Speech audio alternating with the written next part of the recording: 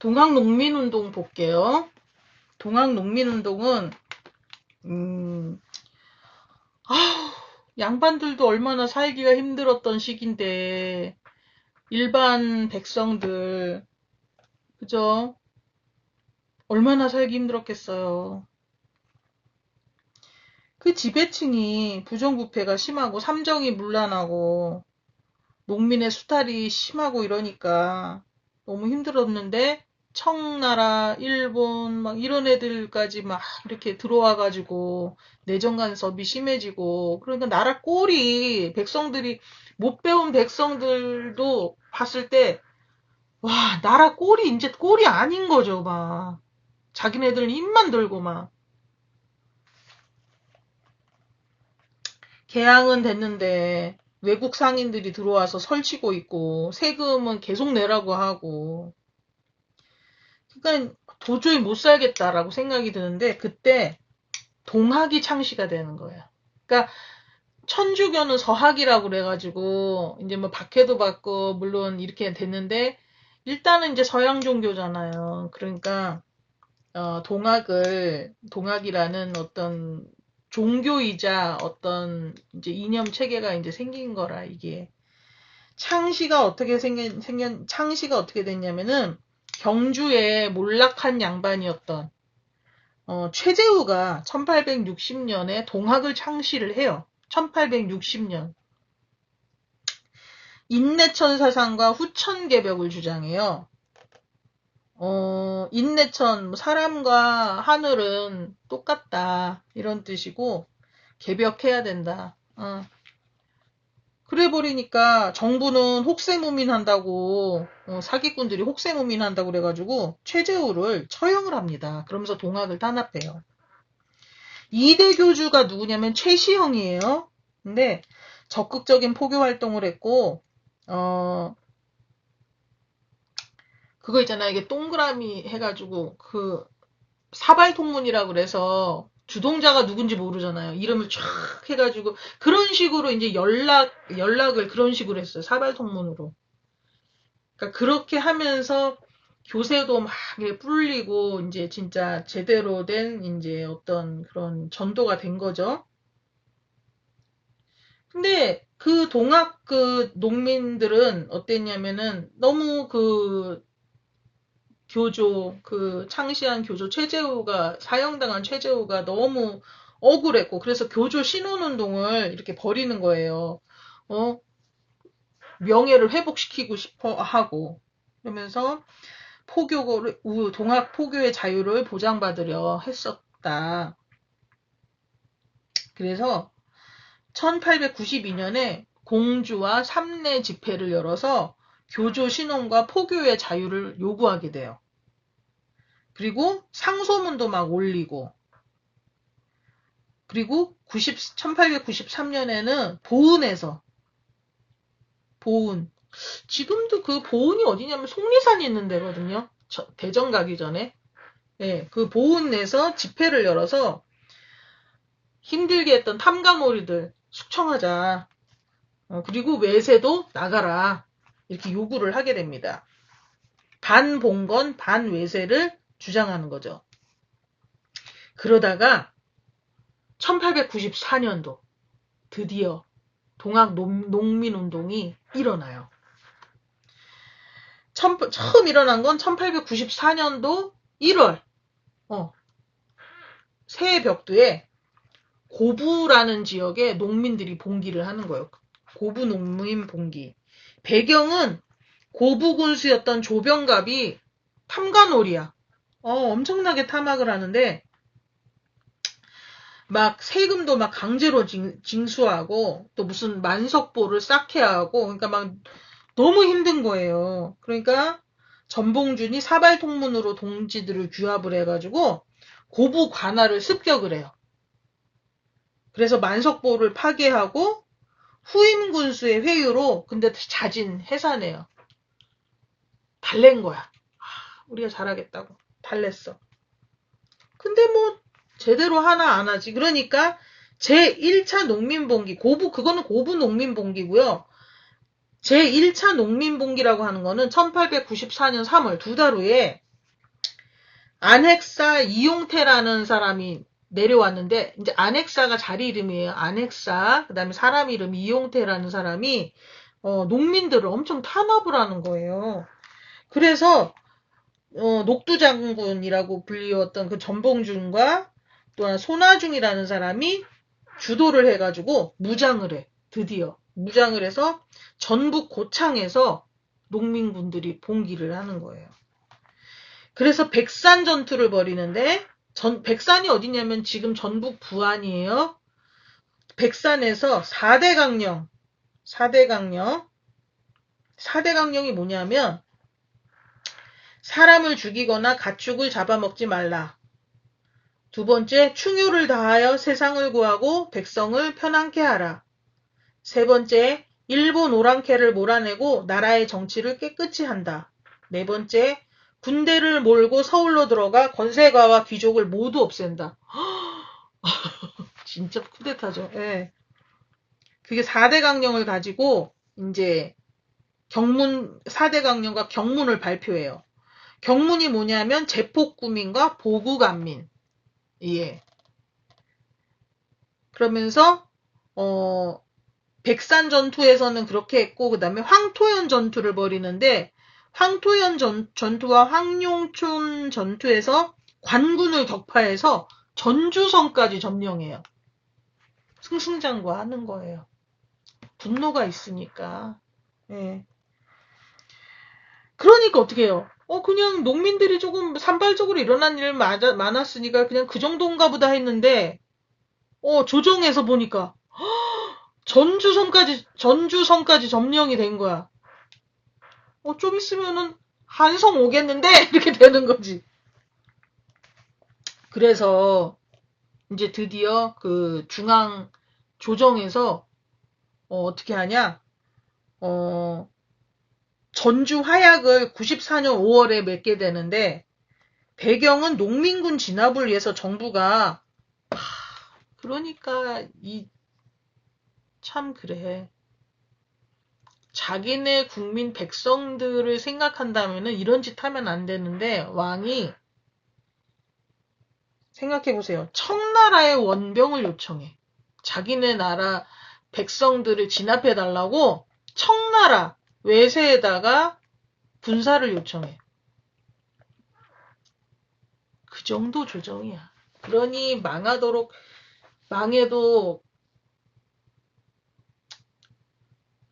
뭐 그런다고 망하는 거 좋아하진 않았지만, 사실 조선이 망해가는 거를 국민들도 사실은 지켜볼 수밖에 없었던 거야.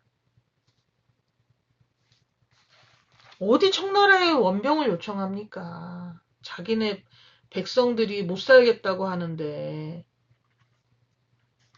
이래요. 근데 그때 뭐예요? 텐진 조약을 맺었잖아요. 텐진 조약이 뭐야? 청나라랑 그 일본하고 해가지고,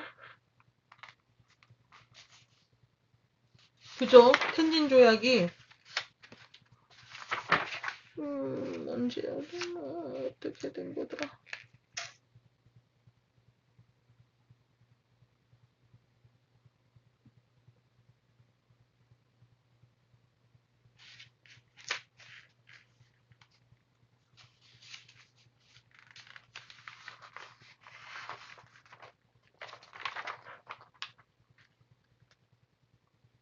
텐진 조약이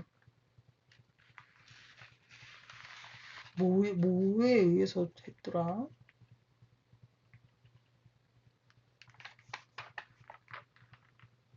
이거다.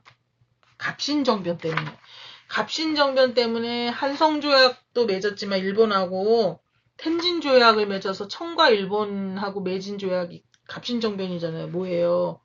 청나라가 개입하면 일본도 개입할 수 있는 거야. 일본이 개입하면 청도 들어올 수 있는 거야. 에휴. 그러니까 청과 일본이 전부 다 조선의 군대를 파견하는 거예요. 아니 조선 조정은 뭐 무슨 생각으로 이랬는지 모르겠어. 자기네 백성 죽이라고 하는 거야 뭐야. 그죠? 경과는 뭐예요? 농민군과 정부의 그 화약을 맺어서 농민군이 해산을 한 거예요. 농민군은 전라도 각지에 자치적 개혁기구인 집강소를 설치합니다. 집강소를 설치해서 패정개혁안을 또 얘기를 해요. 농민들의 요구사항을 보여주는 자료가 패정개혁안인데요. 탐관오리와 횡포한, 부호, 유림, 양반을 징벌해라. 노비문서는 소각해라. 천민들은 차별하지 말라. 청산과부는 재가를 허용해라. 잡세 폐지와 외세 배척. 이런 내용이 패정개혁안이에요. 정치를 개혁하라 이 소리예요.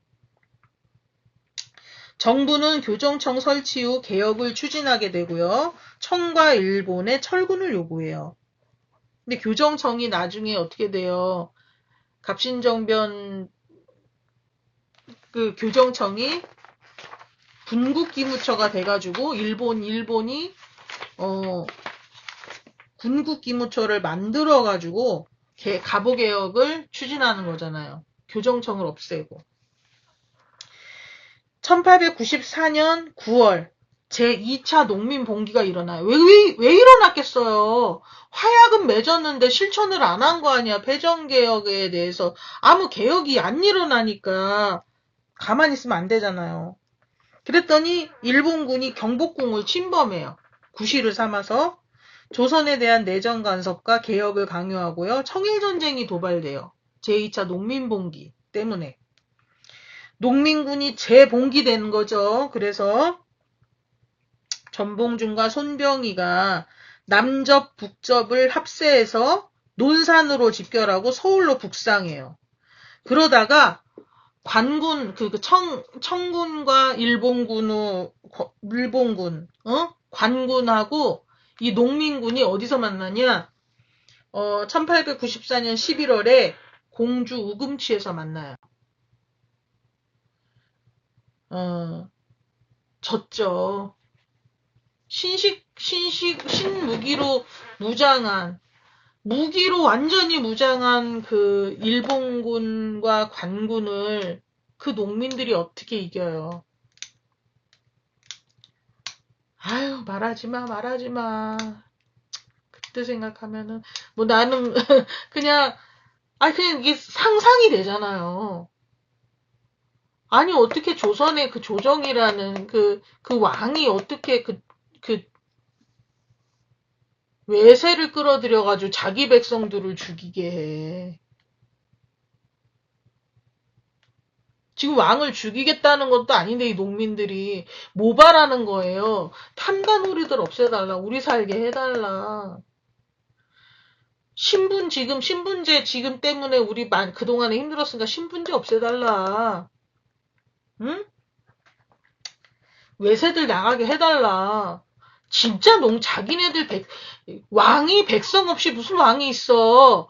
자기 백성들이 못 살겠대잖아. 근데 외세를 끌어들여서 농민 자기 백성들을 잡아? 왕이 뭐 필요하니? 일본군에 패배해가지고 우금치에서 패배해요. 최종적으로. 그러면서 전봉준 등 그 지도부가 체포되고 그렇게 끝납니다.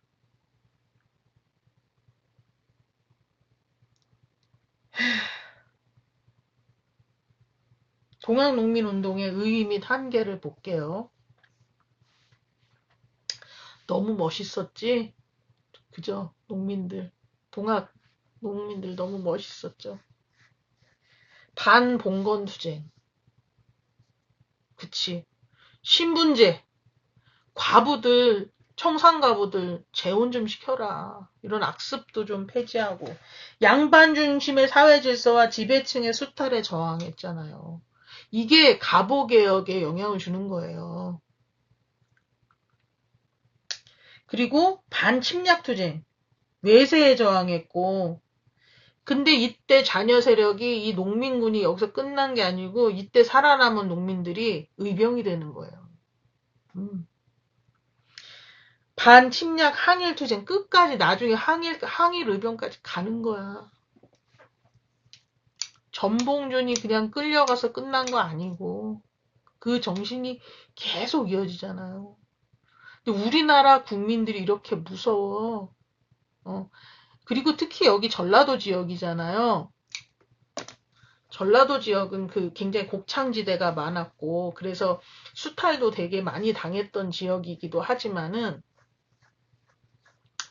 만만치 않은 사람들이 살고 있는 거지. 지금도 뭐, 알잖아요. 광주 민주화 항쟁 생각해보세요. 만만치 않아. 이분들은 되게 똑똑하고, 정말로 정치에 대해서 밝고, 예, 이때부터 같아. 나는. 내 생각엔 동학 농민 운동 일어난 어떤 그런 배경부터 시작해서 정신이 면면이 이어진 거 아닐까. 민주화까지. 난 그렇게 생각해. 그래서 지금도 지배층에 이렇게 휘둘리지 않는 데잖아. 이쪽 사람들은. 그런 거 무시 못해요. 예. 그런 거 아닐까? 생각이 들고.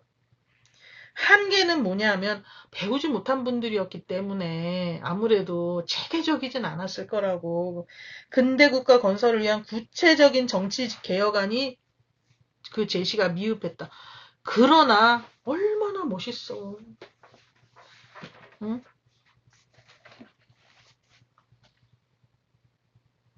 그러니까 이제 이렇게 농민들이 다 깨지고 이런 걸 본 게 누구예요? 그나마 깨어있는 그 지식층들이 있었을 거 아니야, 지식인들. 그 지식인들이 이대로는 안 되겠다. 우리도 행동하자라고 생각하고, 이제 사람들이 이게 막 깨이기 시작하는 거죠. 예. 그래서 그때 독립협회가 만들어져요. 드디어 이제 지식인들이 움직이는 거지. 아간 파천 이후의 정세를 보면은요, 국내는 나라의 자주권이 다 없어지고, 러시아의 영향력이 확대돼 있고, 열강의 이권 침탈이 가속화된 상태였고, 국외로는 한반도를 둘러싼 러시아와 일본의 대립이 지속되고 있었다. 그래서 1896년 4월에 갑신정변도 실패하고 막 이러고 나서 뭐 이제 움직이기 시작하는데 독립신문이라는 게 창간이 돼요. 1896년 4월에. 미국에서 서재필이라는 그런 사람이 귀국한 이후에 정부의 지원을 받아서 창간하는데 특징은 한글판과 영문판으로 동시에 발행됐고 내용은 국민을 계몽하고 국내 사정을 외국인에게 전달하는 그런 역할을 했습니다. 그리고 독립문을 세우는데요. 독립협회는 사신을 맞이하던 영은문이 헐린 자리 부근에 국민의 성금을 모아서 독립문을 세웠고 청사신을 영접하던 장소인 모화관은 독립관으로 개조를 했다고 합니다. 사신들이 드나들던 곳에 독립문을 세웠네요. 해산은 1898년 12월. 그러니까 독립신문을 창간하면서 독립협회가 만들어진 게 96년 4월인데 한 2년 조금 지나서 해산이 돼요. 일본이 가만히 있겠어? 배경은 중추원의 관제 반포 후 보수 세력이 독립협회가 공화정을 실시하려 한다고 모함을 해요. 뭐 하는 짓이야? 고종이 해산 명령을 했고요. 일본의 그 앞잡이 세력인 황국협회? 한국협회가 뭐냐면 1898년 수구 세력이 보부상 등을 앞세워 만든 단체로 독립협회와 만민공동회를 탄압하는 데 동원되었다. 한국협회는 그러니까 친일단체네. 보부상들로 이루어진 한국협회와 군대를 동원해서 독립협회를 강제로 해산했다. 만민공동회라는 게 뭐냐면은 한마디로 지금으로 얘기하면 거리 유세 같은 거?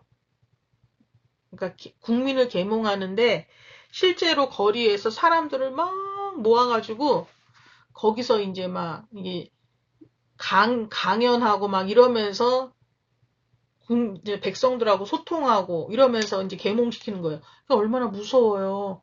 왕의 입장에서는, 고종의 입장에서는 국민들이 똑똑해지면 안 된다니까 얘네들은, 지배층들은. 그러니까 2년 남짓 하고 나서 한국협회를 동원해서 막 이렇게 해산했대잖아요. 군대를 동원해서. 국권 수호와 민권 신장에 기여했고 민중계몽을 통한 근대화 운동을 전개했다. 한계는 주로 러시아를 배척하고 미국, 일본에는 우호적인 면을 보였다. 이러면 안 되지.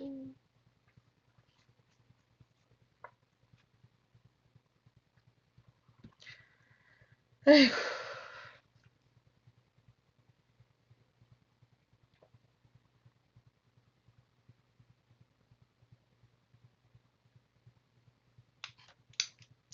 중추원이라는 게 있었나 봐요. 중추원이라는 게 뭐냐면은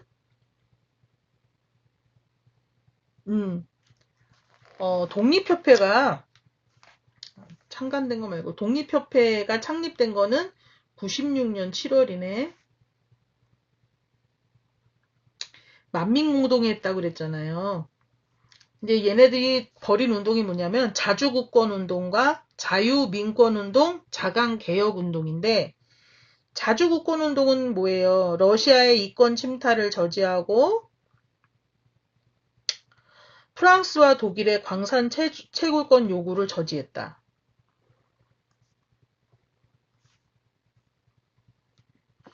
러시아의 이권 침탈 저지 중에서 제일 유명한 건 뭐냐면 전령도조차 요구 저지. 전령도라는 그런 섬이 있는데 거기에다가 러시아가 뭔가 이렇게 그거를 사용하려고 이렇게 했었나 봐요. 왜냐면 러시아는 항구가 계속 얼거든. 얘네가. 그래서 러시아는 항상 그 뭐라 그러나? 러시아의 그 영원한 숙제가 뭐냐면 부동항을 얻는 거예요. 얼지 않는 항구. 그래서 이제 우리나라 전령도에서 뭔가를 하려고 했나 보지? 근데 그거를 저지를 한 거지. 안 된다. 독립협회에서. 그래가지고 그거를 저지를 했고, 광산 채굴권 요구, 프랑스가 뭐, 우리가 광산 좀 저기 개발하면 안 되겠냐? 그것도 안 된다. 잘했죠, 뭐. 잘했다. 그다음에 자유민권 운동은 뭐냐면 신체의 자유, 언론 출판 집회 결사의 자유를 요구하고 국민 참정권 운동을 전개했다. 아, 그러니까 고종이 봤을 땐 아니 이것들이 무슨 이런 짓을 하는 거야. 공화정 하려고 그러나 이게 대통령 뽑으려고 그러나 이것들이 이렇게 생각하는 거죠. 굉장히 지금의 민주화, 인권, 민주주의 이런 거에 맞닿아 있잖아요. 자강개혁운동은 관민공동회를 개최했대. 98년 10월에 헌의 6조를 결의하면서 고종의 제가 수구 세력의 방해로 좌절을 했고 의회 설립운동, 독립협회와 박정양 내각이 협상하여 중추원 관제를 반파했다. 실제로 좀 하려고 그랬네. 의회를 만들려고 했다는 거는 뭐냐면 공화정 약간 그런 식으로 하려고 했네. 중추원 관제라는 건 뭐냐면 중추원은 원래 갑오개혁 때 설치된 자문기구였었는데 실질적인 역할은 하지 못하였다. 하지만 중추원 관제에 따르면 중추원은 관선 25명, 민선 25명의 의원으로 구성되며 법률, 칙령의 개정과 폐지, 국왕에 대한 의정부의 건의사항, 국민의 건의사항 등을 심사하고 결정하는 권한을 가졌다. 중추원 관제가 뭐냐면은 중치원이라는 그런 어떤 자문기구가 원래 갑오개혁 때 설치됐는데 실질적 역할은 못했지만 이것을 약간 의회같이 활용하려고 했다는 거잖아요. 예, 근데 수구 세력들이 얘네들 뭐 난리 났지. 야, 이거 뭐가 잘못되는 거 아닌가 싶으니까. 공화정 실시하려 한다고 모함하면서 해산명령을 받고 해산되었다.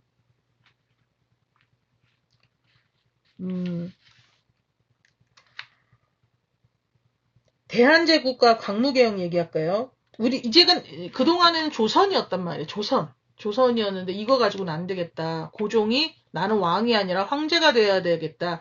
좀 그렇게 하면은 좀 힘이 좀 생길까 싶어가지고 그랬겠죠. 그래서 1897년 대한제국이 됩니다. 그러면서 고종이 경운궁으로 돌아와요. 러시아 공사관에서 아관파천했었다가 돌아오는데, 그러면서 황제 즉위식을 어디서 하냐? 환구단에서 해요. 환구단. 천지신명의 위패를 모시는 그 환공우라는 사당이 있었고, 환구단은 하늘의 제사를 지내는 장소이다. 이게 지붕이 이렇게 약간 구 형식으로 이렇게 돼 있네. 예.